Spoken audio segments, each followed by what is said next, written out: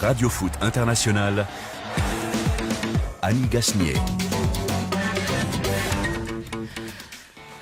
Bonjour et merci de nous rejoindre dans le Café des Sports de Radio Foot International sur RFI comme chaque vendredi. Et comme chaque vendredi, vous pouvez nous suivre à la radio et aussi en Facebook Live. Vous pouvez nous voir dans ce studio. Vous pouvez voir aussi les personnes qui participeront à cette émission aujourd'hui. Alors notre duo de choc qui est toujours là au rendez-vous. Merci d'être là, Rémi Ngono et Xavier Barré. Bonjour messieurs. Oui, bonjour Annie. Je pensais qu'on ferait une émission sérieuse, mais Rémi Ngono est arrivé. Ah oui, vous savez, moi je ne suis pas parti. Ouais. Moi je n'étais pas parti en Russie comme lui. Ouais. Il vient de Russie. Ouais. On sait ce qui se passe là-bas. Il y a 15 jours déjà. Ah, il y a 15 jours. Mais il se promène beaucoup, Ah, mais Xavier Barré. vous avez menti aux auditeurs et téléspectateurs de Radio non. Foot. hein. Non, J'ai il était pas là. menti, j'ai Il même était mis là. des images de moi viré à Et vous savez Saint-Pétersbourg ce sur qu'on les est réseaux parti sociaux. faire. Donc... On ne joue pas au foot là-bas.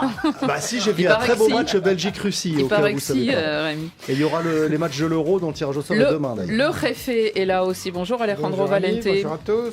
Et puis deux invités, eh bien que vous allez comprendre bientôt pourquoi on les a invités aujourd'hui dans Radio Foot International. Alors Jimmy Adjoviboko, je crois que beaucoup de nos auditeurs le connaissent déjà et de nos spectateurs aussi sans doute. Bonjour Jimmy. Bonjour Annie, bonjour tout le monde. Merci d'être là. Je le dis pour ceux qui ne le savent pas, ancien joueur, défenseur du RC Lens, ancien joueur aussi de l'équipe nationale du Bénin et puis un des associés du projet Diambar et tant d'autres projets désormais. Et puis Djibril Diallo, bonjour.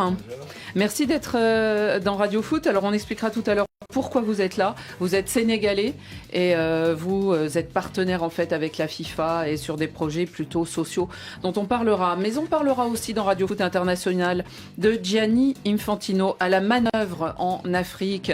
Le tout-puissant président de la FIFA a proposé au cours de son actuelle tournée sur le continent, la création d'une ligue africaine qui réunirait les 20 meilleurs clubs africains. La FIFA d'Infantino veut porter le football africain au sommet du monde.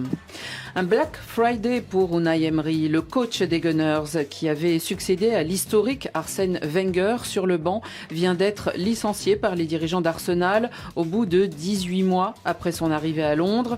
La défaite face à Francfort en Ligue Europa referme la mauvaise passe de l'équipe des Gunners qui pour lui succéder. Et puis avec nos deux invités, nous évoquerons donc le projet Red Cards, mais on va vous expliquer tout de suite en quoi ça consiste. Radio Foot, les débats du Café des Sports sont ouverts. Carton rouge, Roca. C'è Castellino Rosso. Carton rouge. And the red. Et Red Card, c'est aussi carton rouge, n'est-ce pas? C'est en tout cas le symbole de cette campagne qu'on peut voir ici sur les écrans pour ceux qui nous suivent en Facebook Live. C'est un projet et j'aimerais savoir, Djibril Diallo, que vous nous expliquiez en quoi consiste ce projet puisque vous êtes partenaire avec la FIFA. En fait, alors le point d'orgue de tout ce projet qui est lancé actuellement se terminera au moment de la journée internationale de la femme, début mars. Mais en fait, ça a déjà été évoqué au moment de la Coupe du Monde féminine en France et c'est un projet en fait pour lutter contre les violences dont sont victimes les femmes et donc les footballeuses. Nous utilisons la capacité de mobilisation du football pour nous aider dans une question qui est préoccupante en ce moment parce qu'au football, lorsque l'on donne le carton rouge, on sort le joueur du terrain. Ouais. Et de ce fait... Ou des entraîneurs, des fois aussi. Oui, des entraîneurs parfois. L'idée, c'est que nous travaillions en tant que communauté internationale pour donner un carton rouge à toutes les formes de discrimination et de violence contre les femmes et les filles. La France est la terre où nous avons eu l'adoption de la Déclaration universelle du droit de la personne. Et de ce fait, nous sommes venus ici pour qu'il y ait une sorte de soft launch ici pendant la Coupe du Monde féminine et allant maintenant vers la Coupe du Monde de football en 2022. D'ici là, nous espérons recueillir au minimum 1 million de signatures qui vont montrer le fait que la communauté internationale a dit qu'il faut qu'il y ait tolérance zéro par rapport à ce phénomène. Jimmy Adjoviboko, c'est un projet qui a besoin de la FIFA. Pourquoi ? Parce que le football, on connaît la puissance de ce sport, mobilisatrice. Le football est le sport le plus populaire. Donc on pense en entrant par le football, on pense pouvoir toucher un maximum de gens, justement pour atteindre cet objectif d'éradiquer toute violence faite aux femmes et aux filles. Est-ce que dans le milieu du sport, et notamment le milieu du football, où il y a de plus en plus de femmes, des femmes arbitres, des femmes joueuses, des Coupes du Monde maintenant féminines, est-ce qu'il y a une certaine discrimination et voire violence contre des femmes, peut-être plus qu'ailleurs, peut-être qu'elles sont plus exposées? Discrimination, certainement. Oui, on voit déjà la différence de traitement salarial. Si on parle de violence sur les terrains, il y a quand même beaucoup moins de violence sur les matchs de football féminin que sur les matchs de football masculin. Mais encore une fois, c'est vraiment le fait que le football soit le sport le plus populaire et qui nous permette...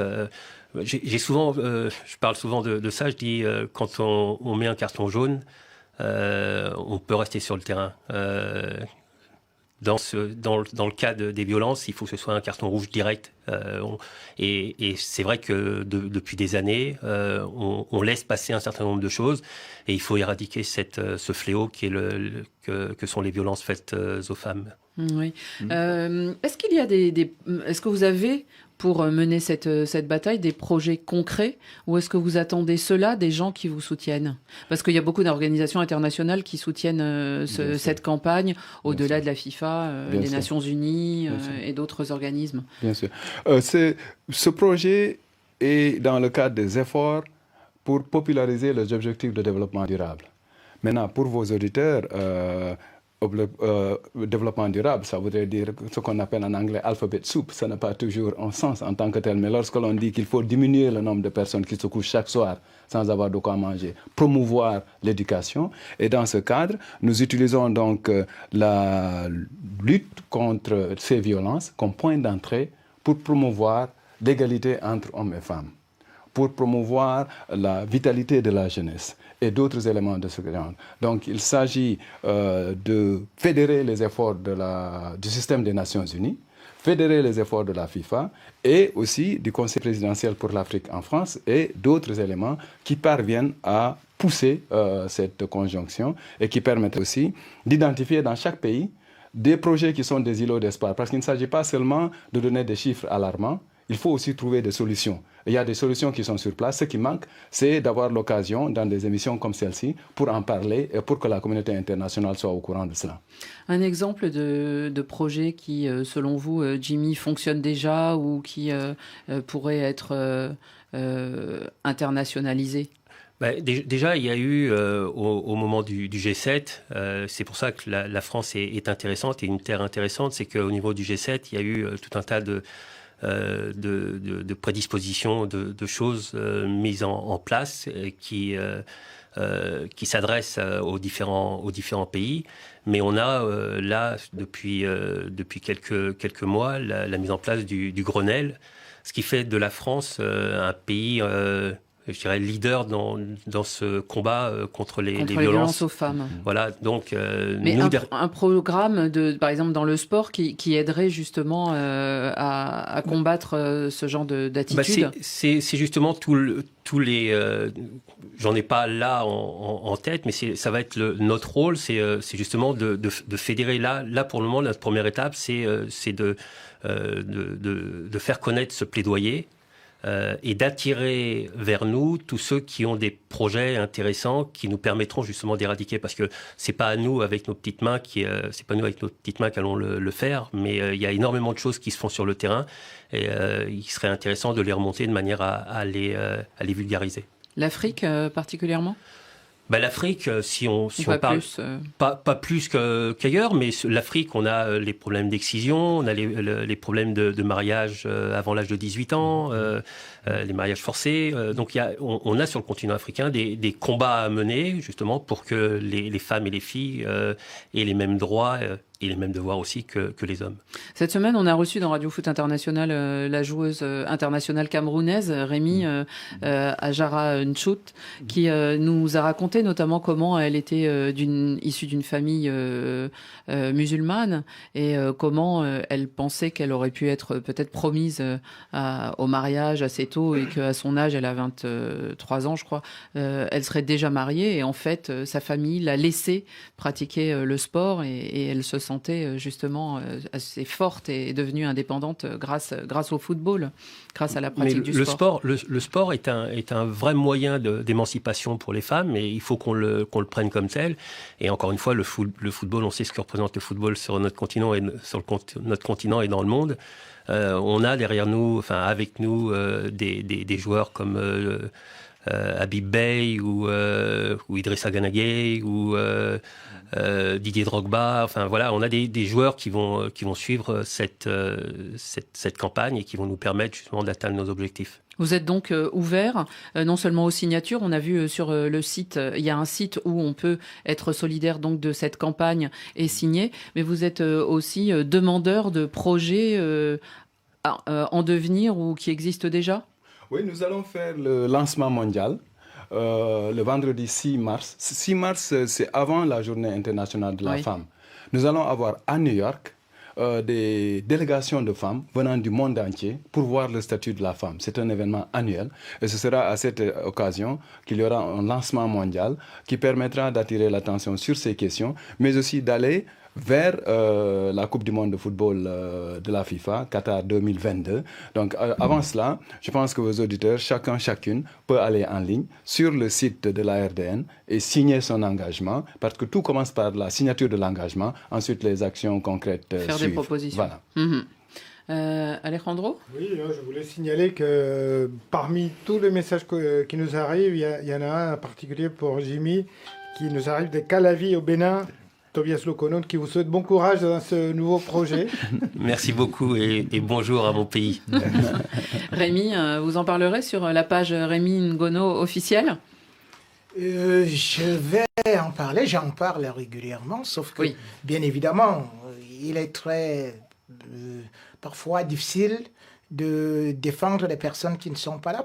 Parce que je vois quand même deux grands messieurs en train de parler des femmes comme s'il n'y en avait pas. Donc du coup déjà, je vois que c'est une autre violence faite aux femmes qui devraient elles aussi être présentes pour témoigner, pour parler, parce qu'elles savent mieux encore les souffrances qu'elles peuvent avoir, particulièrement en Afrique où on est en train de parler. Moi, je connais par exemple ma mère, et qui, bien évidemment, pouvait bien aller au champ à telle ou telle période pendant que papa était là en train de boire son vin, et puis c'est elle qui vient préparer. Après, il s'en va à tel ou tel endroit. Et beaucoup d'autres femmes savent que si jamais le repas n'est pas prêt, allez, pam, c'est parti avec des gifles et tout et tout et tout. Donc les violences aux femmes sont réelles en Afrique et sont encore beaucoup plus consistantes, sauf que, je le dis encore, que, bien évidemment, il faudrait, la première violence que les hommes devraient se faire, c'est que, quand ils veulent parler des femmes, que les femmes soient majoritaires, et non que le coq parle toujours à la place de la poule, parce que, bien évidemment, il y a un proverbe africain qui dit que le renard n'est pas l'avocat défenseur de la poule. Alors vous viendrez avec des femmes la prochaine fois, Jimmy et Djibril. Oui, mais la majorité des membres de ce réseau sont justement des femmes. Mais ce qui n'existe pas, c'est qu'on commet l'erreur très souvent de penser que la question de la violence des femmes est une question exclusive aux femmes. Je pense qu'il faudra que les hommes soient engagés. Et nous avons des programmes d'éducation, par exemple en Afrique du Sud, qui ciblent spécifiquement les garçons. Parce que le gros des problèmes, c'est évidemment de mettre en avant les femmes, mais en même temps que l'on ne soit pas dans un box où c'est un ghetto. Il faut laisser aux femmes, on parle de violence aux femmes, donc il faut laisser aux femmes. Ouais, donc là, l'originalité, c'est que d'abord, l'Afrique se lève, les Africains se lèvent et disent que c'est un problème auquel l'Afrique devrait faire face. Ce n'est pas un problème où il faut seulement que les Européens ou les autres fassent l'intervention, mais aussi qu'il y ait aussi des hommes qui soient à côté des femmes leaders, qui puissent aller de l'avant. Moi, je pense qu'effectivement, le discours de M. Djibril Diallo est beaucoup plus responsable et universaliste que la saillie de Rémi Ngono. Parce qu'effectivement, effectivement, la réaction qu'on a, oui, c'est encore des histoires de bonnes femmes, on dit. Alors que là, ça vient d'un sage, d'un grand frère, et il y aura beaucoup plus d'impact quand ça vient effectivement d'un sage ou d'un grand frère que quand auprès des hommes, auprès des hommes, et notamment des jeunes hommes, que si ça vient d'une femme. Ce qui signifie que, encore une fois de plus, c'est un discours misogyne, Non, à savoir que le discours de la femme n'est pas porteur. Le discours d'un homme, c'est un sage qui parle, c'est plus aussi... Vous voyez jusqu'où, justement... Tu n'as pas écouté ce que disait Djibril. Non. Tu n'as pas écouté ce qu'il disait. Dire une chose. Il disait que, justement, c'est la vie ensemble. C'est pas les femmes contre les hommes, c'est la vie ensemble. Xavier, C'est la vie démocratie, c'est ensemble. quoi? C'est comme dans un parlement, c'est-à-dire un député représente d'abord une certaine population, une certaine couche de la il population. représente sa circonscription, c'est pas pareil. Je vous ai dit. Non, un député représente sa circonscription. Si vous Il prenez représente la pas la population. Il représente sa circonscription. Ça dépend des pays, Xavier. Alors là, bien. bravo pour vous. Vous allez dire, cette panthère est très sage, elle représente les moutons. Bravo. Mais non. En tout cas, nous y reviendrons. Nous y reviendrons sur RFI. Vous nous tiendrez au courant des projets, Jimmy et Djibril. J'espère en tout cas que vous nous parlerez des projets une fois qu'il y aura des choses plus concrètes en ce qui concerne donc cette campagne Red Card. Et on verra donc, on suivra ça avec intérêt. Merci beaucoup Djibril Diallo et Jimmy, mais restez avec nous parce que là, on va partir directement sur les terrains de football. Vous connaissez.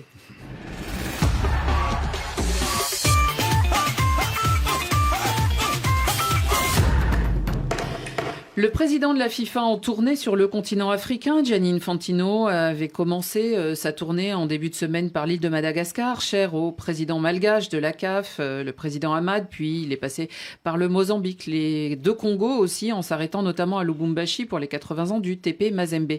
Et c'est justement là, avant de partir vers l'Angola, qu'il a fait une déclaration où il a proposé à Alejandro Valente, et vous allez nous éclairer un peu, la création d'une ligue africaine qui regrouperait les 20 meilleurs clubs africains. En quoi consiste exactement ce projet? Alors d'abord, c'est une proposition lancée par Gianni Infantino, mais n'oublions pas que la CAF est sous tutelle de sa secrétaire générale, qui est la Sénégalaise Fatma Samoura. Voilà, on ne connaît pas les détails de ce projet, mais par contre, on ne peut pas dire que ce soit un projet qui tombe du ciel. La FIFA, depuis plusieurs semaines, a pris des initiatives qui préparait peut-être un petit peu le terrain, notamment en annonçant une Coupe du Monde de clubs, nouvelle formule, élargie à 24 équipes, qui se tiendra tous les 4 ans. D'ailleurs, ça pose des problèmes à l'organisation de la CAN 2021 qui devra être déplacée. Puis, le 15 novembre dernier, on a annoncé à Zurich la création d'une association mondiale des clubs qui est présidée par Florentino Pérez, le président du Real Madrid, et qui a comme vice-président justement Moïse Katumbi, le patron du TP Mazembe. Donc, on voit bien que le projet d'Infantino est de créer les conditions dans les différents continents, d'avoir des compétitions de clubs suffisamment performantes pour pouvoir être comparables ou tenir en tout cas une certaine comparaison avec les compétitions européennes qu'il essaye de mettre donc face à face avec ce qu'est la Coupe Libertadores en Amérique du Sud ou une compétition de clubs en Afrique. Mais il y a déjà une Ligue des Champions. Il y a la Ligue des Champions. Aujourd'hui, on a la Coupe de la Confédération, mais on sait bien que ces compétitions n'ont pas l'écho médiatique qu'on pourrait espérer d'elles. Donc là, il parle d'une compétition qui pourrait générer 200 millions de dollars par saison. Il parle de compétition et d'argent. Pour lui, c'est lié parce qu'avec l'argent, on pourrait avoir des clubs plus performants, capables de retenir certains des grands joueurs africains et au lieu de les voir partir très jeunes en Europe. Sauf que l'Europe essaye de freiner ce projet de ligue fermée, de ligue en européenne. Rémi, est-ce que ça vous paraît adapté au continent africain, ce projet, dans le sens où peut-être qu'il faut commencer par mettre une ligue fermée de 20 grands clubs qui après provoquerait peut-être une dynamique? Je crois que le président de la FIFA est un rêveur, voire un rêvasseur, doublé d'un démagogue. Parce que la première des choses qu'il avait proposées lorsqu'il voulait se faire élire, c'était d'envoyer Moussengomba au niveau de l'Afrique. C'était pour aller rencontrer les Africains et leur dire, voilà, je vous propose que chaque fédération aura 5 millions d'euros de football. plus 1 million pour les billets d'avion. On n'en parle plus.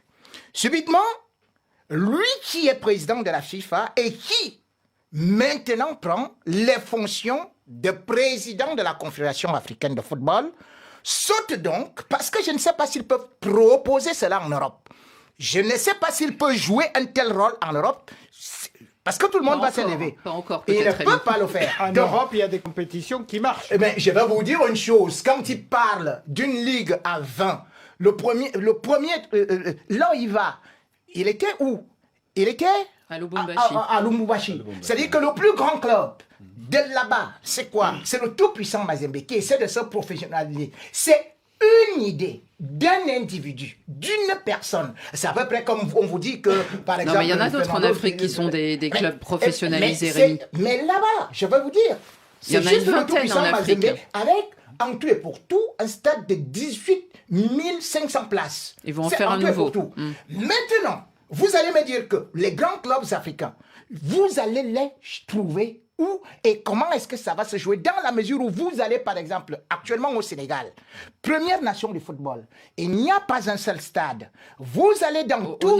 Aux normes FIFA Aux et aux normes normes FIFA. internationales. Il a parlé de réunir 1 milliard de dollars pour construire des stades aux normes FIFA dans les différents pays. Il a dit, avant de lancer quelque chose, c'est à peu près comme si on dit, vous voulez avoir des moutons, mais il y a un proverbe africain qui dit qu'avant d'avoir des moutons, il faut avoir l'enclos. Donc aujourd'hui, on n'a même pas d'enclos et on veut lancer une compétition sur des champs de patates. Et on dit, ça va permettre aux joueurs africains de ne pas partir. Mais attendez, même au Brésil, on sait très bien que les Neymar sont arrivés très tôt. Messi est parti d'Argentine. À quel âge? Oui, mais Donc c'était pour des subitement, raisons il dit particulières. que non, ça va permettre aux gens à en pleine mondialisation de maintenir des joueurs dans un continent africain qu'ils ne se moquent pas des Africains. Moi, je crois que le problème aujourd'hui en Afrique, ce sont les dirigeants africains eux-mêmes. Parce que c'est tout à fait inadmissible qu'un continent de 30 millions, 300 000 kilomètres carrés, un continent de 54 fédérations, et qu'on soit, alors qu'on a les plus grandes ressources, les plus grandes richesses, qu'on soit incapable d'organiser un championnat, incapable d'avoir des stades, incapable de pouvoir avoir des écoles de football. Ce n'est pas Infantino qui peut venir faire cela. Laissez-nous ça. C'est pas tout Xavier. à fait vrai, puisque justement, on a à cette table Jimmy Adjovi Boko qui a lancé le Diambars, qui est une école de football formidable au Sénégal. Il y a aussi Génération Foot, ça en fait déjà au moins 2 qui sont performants au Sénégal. Il y a d'autres pays où ça marche aussi.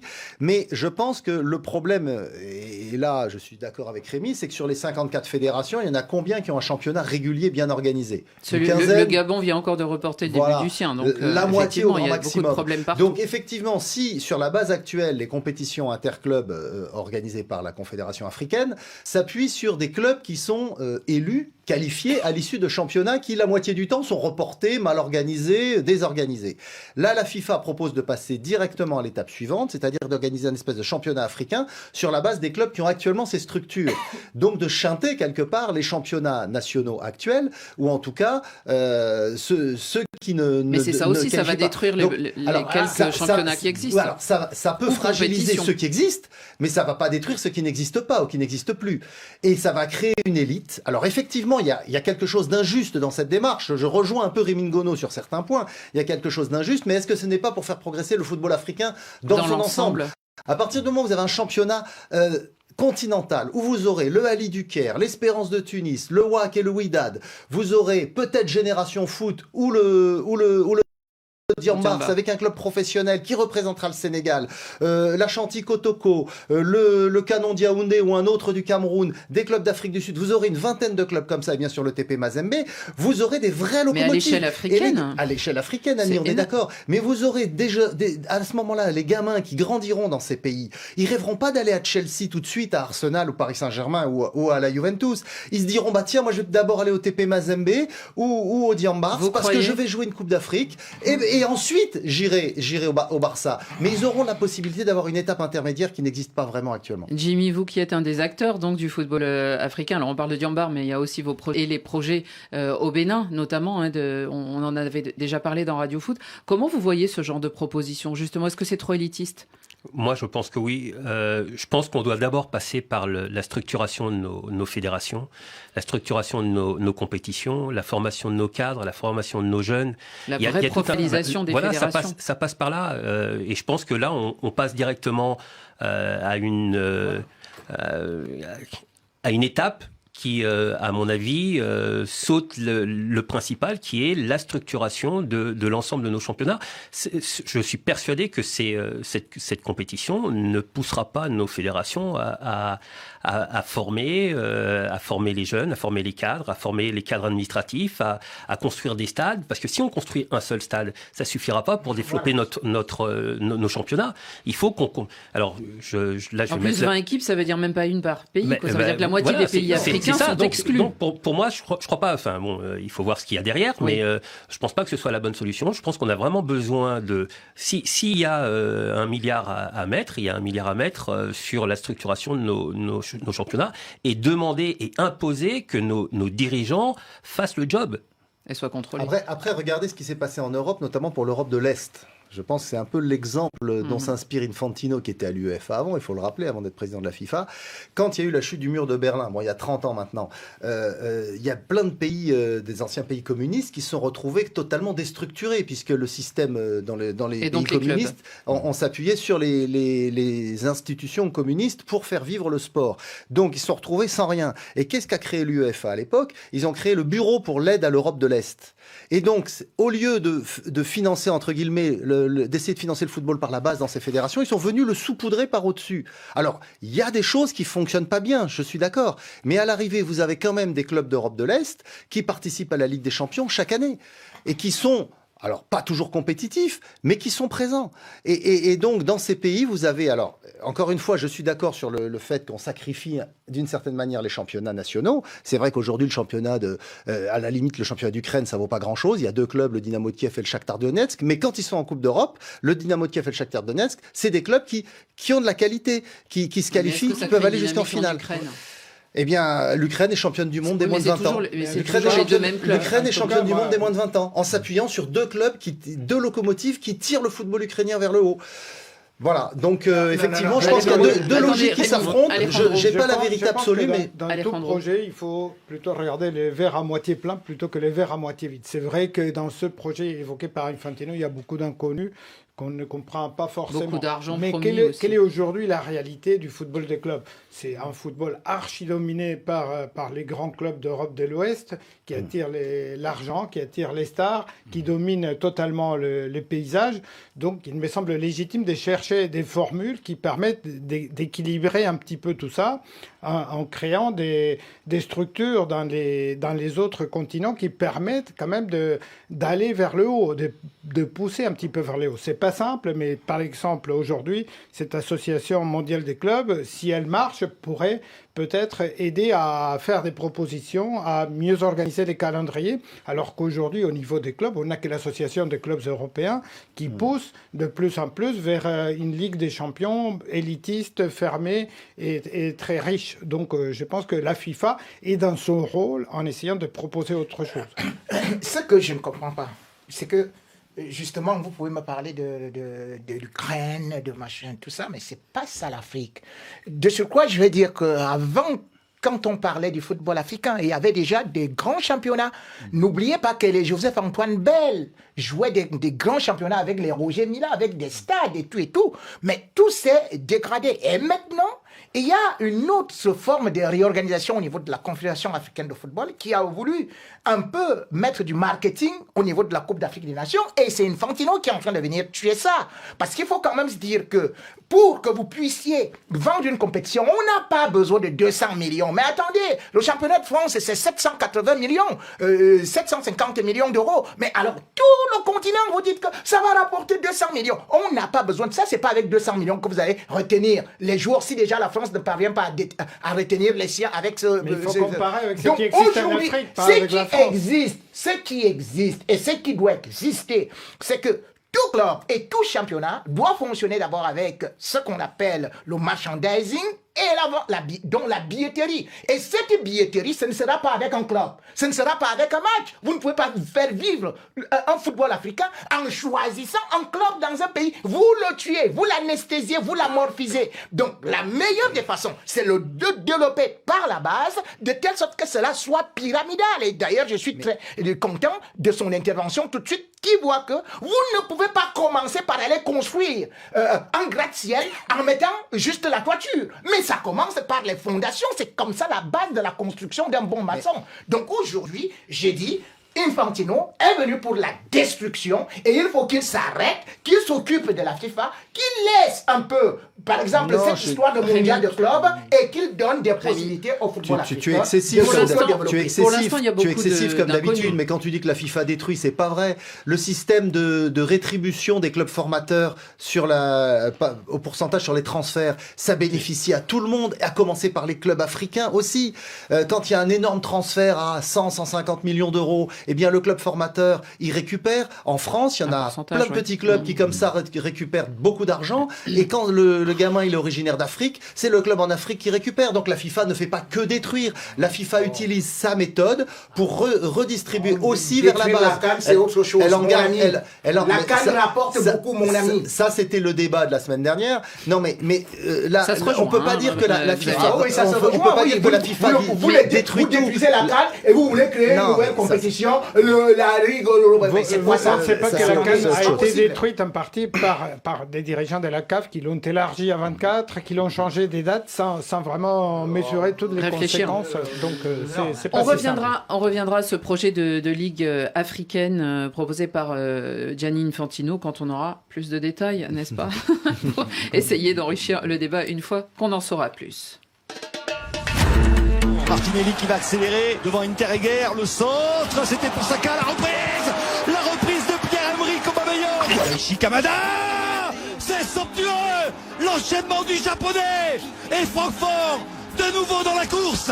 Attention, il n'y a personne à la retombée, c'est Kamada qui permet à Francfort de mener à l'Emirates. Ça tourne à la catastrophe pour les Gunners.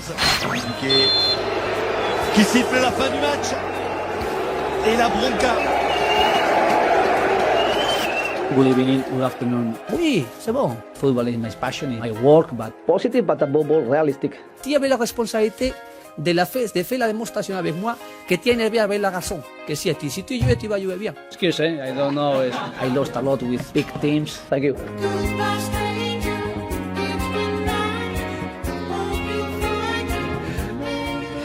Voilà du Unai Emery dans le texte, on s'est un peu moqué, mais c'est vrai que cette défaite à domicile a tourné à la déroute et surtout l'Espagnol Unai Emery a été viré ce matin alors que son équipe pourtant reste en tête du groupe F, même si elle a été battue par Francfort hier par 2-1.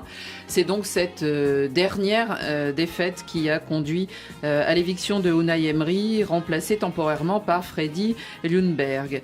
Cette dernière défaite était le dernier mauvais résultat en fait de la plus mauvaise série vécue par les Gunners et par le club depuis 1992. 7 matchs sans victoire. Il y a quand même aussi 3 défaites dans ces 7 matchs. Emery était fragilisé depuis plusieurs semaines.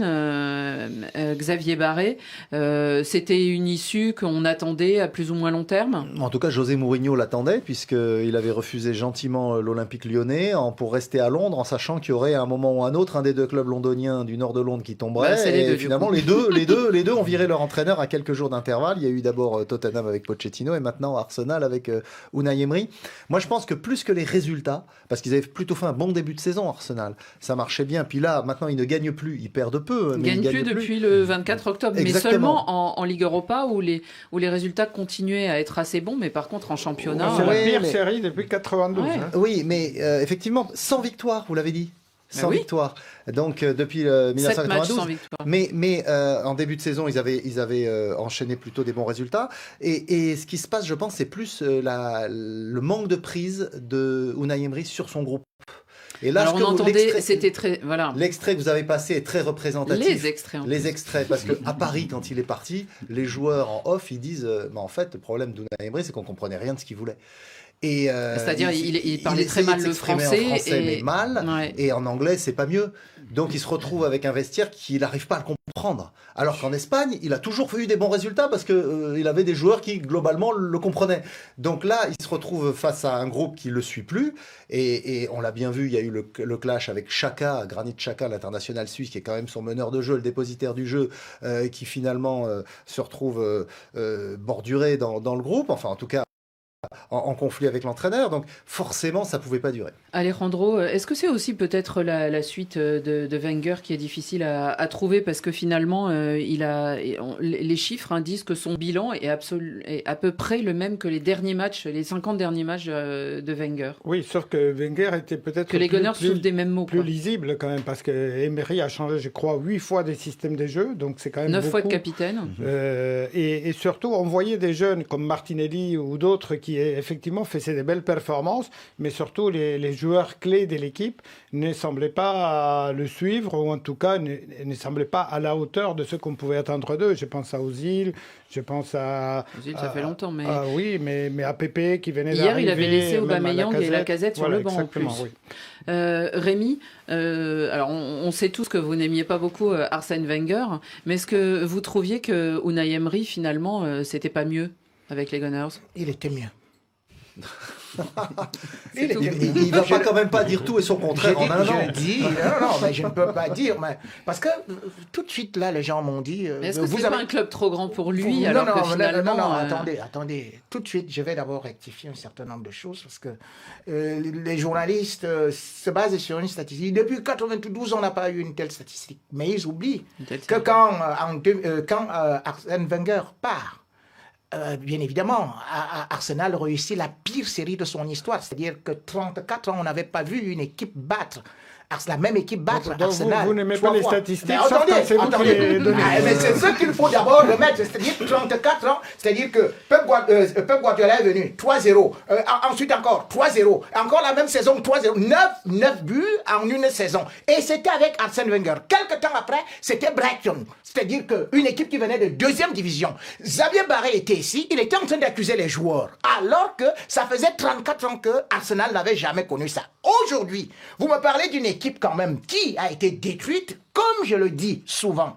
Le problème de la longévité au pouvoir, ça détruit. Que ce soit en football, tout comme en politique. Je l'ai toujours dit. Regardez ce qui s'est passé à Manchester United. Oui, c'est la même chose. C'est ce qui se passe avec nos dirigeants africains. Ils restent, ils bloquent et puis, vous savez très bien comment est-ce que ça se passe. Unai Emery, il n'est pas resté longtemps. 18 mois. Non, mais parce que justement, c'est lui qui reste longtemps. La formule est là. Après moi, le déluge. C'est-à-dire qu'aujourd'hui, il est arrivé. Après Mourinho, le déluge parfois. Oui, mais Mourinho, carrément. Attendez, après. Voilà, Rémi. La chance des Gunners, c'est qu'au moins, ils n'auront pas Mourinho comme nouvel entraîneur. Ce n'est pas du tout bien parce que aujourd'hui, comme vous le dites, son équipe est première. Déjà en Ligue Europa. L'année dernière, il a joué la finale de la Ligue Europa. C'est sa spécialité. Il a gagné 3 fois déjà. Mais il a quand même atteint la finale. L'année dernière, quand même, il faut savoir que à pareil moment, il était quand même à 26 points. C'est-à-dire qu'il avait le même nombre de points que Barça, qui lui, il était mais ils ont terminé 5e, ils n'ont encore pas disputé la Ligue des Champions. Il est 8e. Je dis bien que Arsène Wenger étant 12e, Xavier Barré était en train d'applaudir. Étant 14e, Xavier Barré était en train d'applaudir. Et lui, maintenant, Unai Emery, étant 8e et premier en Ligue Europa, on lui dit non, c'est la catastrophe. J'ai dit, c'est pas bien de le limoger parce que ce gars, et d'ailleurs, hier, il savait très bien que, quel que soit le cas, il était toujours en tête de poule. C'est pour ça qu'il n'a pas pu faire jouer, que ce soit Lacazette, que ce soit Pepe ou encore même... voilà, c'est comme ça. Qui pour le remplacer? Qui peut-on entendre? On promet un grand nom sur le banc d'Arsenal. Effectivement, c'est peut-être ce qu'attendent les supporters qui sont toujours en ce moment contre leurs entraîneurs. On est toujours en train de rêver. Moi, je pense qu'à l'époque où Emery est arrivé, on parlait beaucoup de Mikel Arteta, qui semblait fait pour ce poste, en tout cas qui connaît parfaitement le club. Je pense que ça pourrait être effectivement une bonne solution. Le problème aujourd'hui, c'est que c'est difficile de savoir qui a vraiment le pouvoir à Arsenal aujourd'hui. Parce que c'est vrai que pendant 22 ans, ça a été Wenger le patron. Et déjà, ces 2 dernières saisons, surtout sa dernière saison, ils ont fait venir d'autres gens. Raúl Sanllehi, qui est un ancien recruteur chief scout de Barcelone, et comme directeur sportif. Et ils ont fait venir un chief scout de Dortmund, Sven Mislintat, qui d'ailleurs a fait venir beaucoup d'Allemands ou de joueurs de la Bundesliga.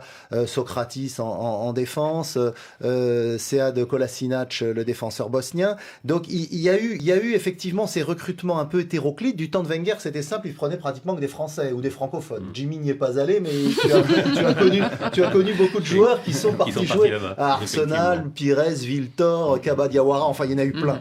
Donc il avait un filon Wenger français, francophone. Il a recruté Nicolas Pepe, voilà, qui pour l'instant n'est pas qui à la hauteur pas, des attentes. Mais bon, du coup cet effectif est très hétéroclite, avec beaucoup d'influence, et surtout dans les bureaux, j'allais dire dans les coulisses, beaucoup de gens qui ont influencé ces derniers mois, et pas toujours de la bonne manière. Donc il faut rappeler que le directeur du club est également parti. Donc il y a beaucoup d'incertitudes, et aujourd'hui l'actionnaire principal, Kroenke, qui est un Américain, eh bien jusqu'à présent il faisait toujours confiance à Wenger, il s'appuyait toujours sur Wenger, et aujourd'hui il ne sait plus trop sur qui s'appuyer. Donc c'est difficile de voir la lisibilité du pouvoir aujourd'hui chez les Gunners. Eh bien, pareil, on suivra ça et on verra du coup qui risque de se retrouver sur ce banc pour voir ce mauvais...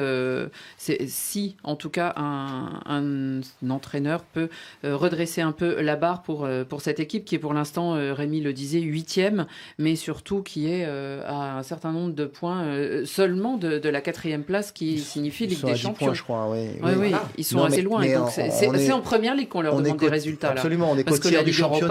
Donc il y a encore un peu de temps. Ouais. En tout cas, on verra qui pour lui succéder. On va s'arrêter quelques instants parce que nous sommes à J-, un jour très important. On va s'arrêter et vous demander votre avis sur le Ballon d'Or. Alejandro Valente, France Football, nos amis de France Football distribueront enfin lundi le Ballon d'Or. Beaucoup de rumeurs, beaucoup de favoris, une longue liste. C'est la règle du jeu. Est-ce que nos auditeurs seront déçus ? En tout cas, si j'en crois à tous ceux qui Alors nous déçus écrivent... parce que, évidemment, beaucoup rêvent de voir enfin un joueur africain succéder à Georges Weah. Ça commence à dater. Il y a beaucoup qui nous écrivent sur Facebook Live, en direct, sur la page Facebook, qui effectivement s'attendent à voir Sadio Mané. D'autres se demandent si les rumeurs qui annoncent une victoire de Lionel Messi, la 6e, sont vraies. Certains se posent des questions aussi sur Cristiano Ronaldo. Effectivement, chacun a son avis, et je pense qu'on ne saura la vérité que lundi soir, vers 21h30 temps universel, en direct sur dans Radio Foot International, dans une 2e édition. Jimmy, vous connaissez à peu près les grands noms qui circulent autour de ce Ballon d'Or. Pour vous, si vous aviez une baguette magique, à qui le donneriez-vous ? Sadio Mané. Sadio Mané. Vous êtes comme Habib Bey qui le défend. Je le défends aussi. Si fort hier encore dans l'émission. Je le défends aussi, même si j'ai beaucoup de respect pour les autres. Mais ce que fait Sadio Mané actuellement, c'est assez exceptionnel. Et c'est quoi sa régularité Sa régularité, il est décisif. Bon, pour la CAN, il a pas fait une très grande CAN, et c'est ce qui pourrait peut-être le desservir. Mais son équipe a été en finale, finaliste de la CAN. Mais dans le championnat, il est décisif. Il a quand même gagné la Ligue des Champions. Il marque des buts qui permettent à son équipe de gagner. Donc pour moi, et puis bon, aussi parce qu'il est africain. Rémi, est-ce que vous pensez que lundi, ça sera enfin l'heure de rompre le duo qui, depuis si longtemps, alterne en récompense du Ballon d'Or ? L'année dernière, il y avait eu Modric, mais on a l'impression qu'il s'était faufilé. Le problème, c'est quoi ? C'est qu'il y a 2 clubs qui ont des capacités de publicité hors normes, à savoir le Real et le Barça. Faire campagne pour leurs joueurs. Si Cristiano Ronaldo restait au Real, il aurait eu aisément le Ballon d'Or, puisque toutes les statistiques disaient qu'il était le favori. Mais dès qu'il est parti, on a trouvé moyen de nous vanter Modric. Donc aujourd'hui, j'ai dit, le meilleur joueur de toute cette année a été incontestablement, incomparablement, inévitablement Sadio Mané. Mais le problème est quoi? Le problème, même comme mon frère est en train de parler de la CAN, il a fait une bonne CAN dans la mesure où il est deuxième meilleur buteur. Il a conduit son pays. Il est co-meilleur buteur de la première ligue sans tirer un penalty. C'est incroyable, c'est hallucinant. Qu'il ne soit pas là, c'est hallucinant. Mais c'est la démocratie. Ce que je veux dire, moi, par rapport à la CAN, c'est qu'on l'attendait encore plus haut. Et je pense qu'on l'attendait. Georges Weah n'a pas joué la CAN. Georges Weah n'a rien fait. Dans les statistiques de Georges Weah, les statistiques de Georges Weah, lorsque vous les prenez, sont moitié. Oui, mais attendez. 1995. Il n'y aura plus d'Africains, donc. C'était une époque où il y avait 45 votants pour le Ballon d'Or. Aujourd'hui, on en est à 200, on ne sait pas exactement combien. Et c'est le problème aujourd'hui du jury de France Football, c'est qu'il est constitué par des journalistes de tous les pays du monde. Bon, bah c'est très bien, mais dans quelle mesure le journaliste qui vote aux îles Salomon ou à Saint-Kitts-et-Nevis est aussi bien informé que nous en Europe ou même que dans d'autres grands pays développés où on a des chaînes de télé qui nous retransmettent tous les matchs? Est-ce qu'ils voient tous les matchs? Est-ce qu'ils peuvent juger ou se polariser sur voilà, donc moi, c'est ça. On jugera les votes lundi quand ils sortiront, ou mardi dans France Football. Et on verra qui a voté. Parce qu'il faut rappeler une seule chose à nos auditeurs et à nos internautes, c'est que c'est pas France Football qui vote. C'est un journaliste de chaque pays. On l'a largement expliqué dans Radio Foot International depuis des années. Faites-moi confiance, Xavier Barré. Allez, tout de suite, les cartons. Carton jaune. Un carton là. Qui sort un carton jaune. Ouh là là là là, carton rouge. Carton rouge. Dans la confusion. Carton vert. Extraordinaire. Rien à dire. Rémi, 30 secondes, le carton de la semaine. Le carton, je vais le donner à un Tchou Tajara qui, bien évidemment, a été élu par l'IFFHS, qui est une structure qui est quand même importante et qui est reconnue comme la meilleure joueuse africaine et 15e au monde. Donc j'ai dit bravo à cette Camerounaise dont le deuxième but était... Elle était assise pratiquement à votre siège en début de semaine dans Radio Foot International. Xavier Barré. Oui, moi, juste un carton vert très vite à Mounir Chouillard, le joueur de Dijon. On parle souvent des mauvaises habitudes des joueurs de football. Eh bien là, il sortait à Dijon après le match le week-end dernier. Sur la route, il voit une personne en panne. Avec ses copains, ils ont poussé la voiture sur le bord de la route et ils l'ont ramenée chez elle à 15 km avant d'aller faire la fête. Donc quand il y a des footballeurs professionnels qui ont des comportements comme ça, eh bien on peut leur donner un carton. Alejandro, un carton vert sous forme d'anniversaire, 85 pour le TP Mazembe et 120 ans pour un autre club très populaire parmi nos auditeurs. C'est aujourd'hui, c'est le Barça, bien sûr. Un carton rouge de Radio Foot International aux supporters de Malmö en Suède, qui s'en sont pris, eh bien, on peut dire qu'ils ont zlatané la statue de Zlatan. Elle fait pourtant 2,07 m, elle pèse 500 kg. Mais voilà que Zlatan Ibrahimovic, qui avait inauguré lui-même cette statue le 8 octobre dernier, à sa gloire, à Malmö, eh bien, a décidé d'investir son argent dans le club rival, ennemi de Hammarby. C'est à Stockholm et du coup ça a déclenché l'ire des supporters qui même font une pétition, ils demandent la fin de cette statue que vous pouvez voir donc sur le site de RFI, le Facebook Live. On a mis la photo, elle est avec un sac en plastique bleu sur le visage. On ne voit que les biceps et les tablettes de chocolat de Zlatan Ibrahimovic. C'est la fin de ce Radio Foot International. Vous avez déjà mis un carton rouge en début d'émission, Djibril Diallo et Jimmy Adjovi Boko. Merci beaucoup d'être venu dans Radio Foot nous expliquer ce projet, cette campagne. On en parlera sur le site de notre émission. Et donc, vous êtes invité cordialement à revenir dans Radio Foot pour en parler. Quand vous aurez un projet, des projets, pléthore de projets concrets pour lutter contre la violence faite aux femmes. Merci à Alice Ménard, merci à Pierre Guérin, merci aussi à Marie-Amélie Motte et puis Souel Kedir et Laure Temperville qui vous aident à nous suivre en Facebook Live. Merci beaucoup, bon week-end à tous.